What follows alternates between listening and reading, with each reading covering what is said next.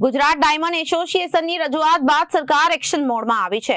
Gujarat diamond એસોસિએશનના convener Dinesh Navadiya Surat જિલ્લા collector કચેરી ખાતે પહોંચ્યા હતા। કલેક્ટર સાથે સીધી મીટિંગ યોજવામાં આવશે।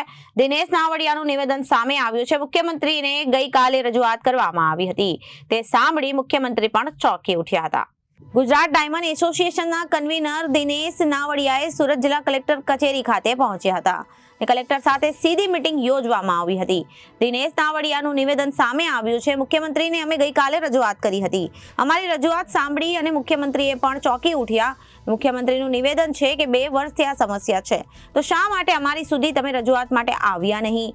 મુખ્યમંત્રીએ સમગ્ર મામલે ખૂબ જ ગંભીરતાથી વાત ધ્યાને લઈ આગામી 2 દિવસમાં ફરી એક વખત ગાંધીનગર ખાતે આ મામલે મીટિંગનું આયોજન કરાશે અને રાજ્ય સરકાર હવે સમગ્ર મામલે રત્ન કલાકારોને અને કારખાનેદારોને શું સહાયરૂપ થઈ શકાય તે દિશામાં તે મીટિંગમાં વિચારણા શરૂ કરાશે, તેમ તેમણે જણાવ્યું હતું। ગઈકાલે છેલ્લા 3 વર્ષથી મંદીના માહોલની અંદર સપડાયેલા ડાયમંડ ઇન્ડસ્ટ્રીના રત્ન કલાકારો હોય કે કારખાનેદારો હોય, એમને આર્થિક સંકળામણના કારણે ઘણી મોટી મુશ્કેલીઓનો સામનો કરવો પડે છે।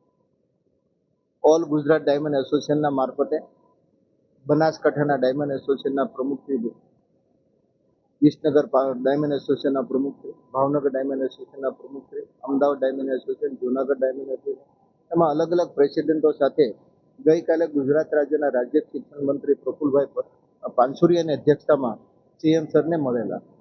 અમારી રજૂઆત ખૂબ પોઝિટિવ રીતે અમને સાંભળી છે અને ગુજરાતના સીએમ શ્રી ભૂપેન્દ્રભાઈ પટેલ ખૂબ ચિંતિત હતા આ બાબતે કે ગુજરાતના રત્ન કલાકારોને આ સમયે આપણે મદદ ન કરીએ તો કોણ કરશે। અમે જે કંઈ રજૂઆતો કરી, રજૂઆતો પર તાત્કાલિક એક્શન પ્લાન બનાવવા માટે એમની રાજ્ય કક્ષાના શિક્ષણ મંત્રી પ્રફુલભાઈ અને ગૃહ રાજ્યમંત્રી હર્ષભાઈ સંઘવીને પણ આ બાબતે વાત કરવાના છે અને આ મુદ્દાઓ ઉપર એક્શન પ્લાન ઘડીને આવતા 2 દિવસની અંદર ફરી અમને બોલાવી અને કઈ રીતના મદદરૂપ થવાય એની માટેની રૂપરેખા તૈયાર કરશે। Bureau report, Janadesh news, Surat.